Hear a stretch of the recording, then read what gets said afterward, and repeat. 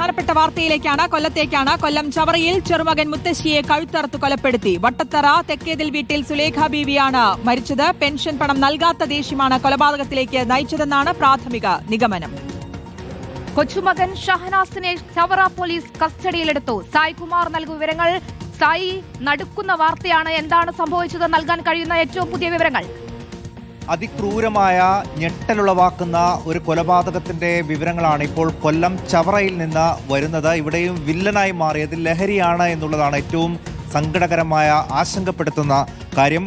ചവറയിൽ pension നൽകാത്ത ദേഷ്യത്തിനാണ് ഇപ്പോൾ മുത്തശ്ശിയെ കൊച്ചുമകൻ അതിക്രൂരമായി കൊലപ്പെടുത്തിയിരിക്കുന്നത്. ചവറ വട്ടത്തറ കണിയാൻഡയ്യത്ത് തെക്കേതിൽ വീട്ടിൽ 70 വയസ്സുള്ള സുലേഖ ബീവിയാണ് മരിച്ചത്. അവരുടെ കൊച്ചുമകനായ ഷഹനാസിനെ 28 വയസ്സ് മാത്രം പ്രായമുള്ള ഷഹനാസിനെ ഇപ്പോൾ ചവറ പോലീസ് കസ്റ്റഡിയിലെടുത്തിട്ടുണ്ട്. ഇയാൾ ലഹരിക്കടിമയാണ്. ഇയാൾ നേരത്തെയും ഇതുപോലെയുള്ള സമാനമായ പ്രശ്നങ്ങൾ ഉണ്ടാക്കിയിട്ടുണ്ട് എന്ന് ഇപ്പോൾ പോലീസ് പറയുകയും ചെയ്യുന്നുണ്ട്. ഇയാളെ ഇപ്പോൾ ചോദ്യം ചെയ്തു വരികയാണ്, വിവരങ്ങൾ ശേഖരിച്ചു വരികയാണ്. കൊലപാതകം നടത്തി യാതൊരു കൂസലുമില്ലാതെയാണ് ഇയാൾ ഉണ്ടായിരുന്നത്. ഈ മൃതദേഹം കൊല്ലം ചവറയിലാണ് ചെറുമകൻ മുത്തശ്ശിയെ കഴുത്തറുത്ത് കൊലപ്പെടുത്തിയത്. സായ്കുമാറാണ് വിശദാംശങ്ങൾ നൽകിയത്.